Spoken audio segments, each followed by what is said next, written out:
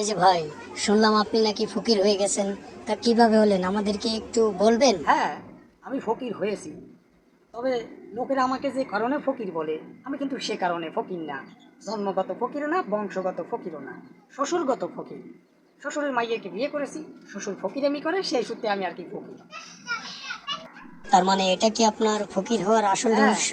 এটাই আমার ফকির হওয়ার আসল রহস্য।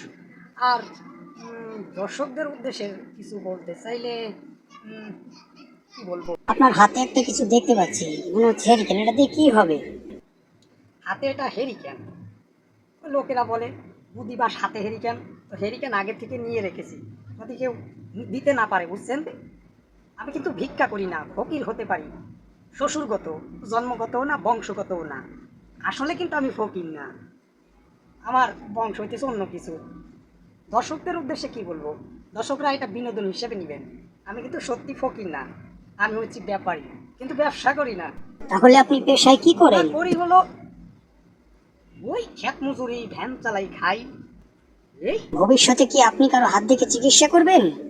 না না না না না না, আমার ওই হাত দেখা ফকিরি করার ব্যবসা আমি করতে চাই না, নামতেও চাই না।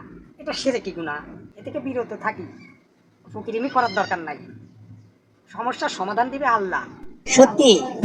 হ্যাঁ, সমস্যার সমাধান দিবে আল্লাহ, তিনিই পারবেন। উদ্দেশ্যে কি বলবো, সবাই ভালো থাকবেন, বিনোদন হিসেবে নেবেন। ধন্যবাদ। লাইক, সাবস্ক্রাইব এবং কমেন্ট করবেন। আর হ্যাঁ, শেয়ার করতে ভুলবেন না কিন্তু।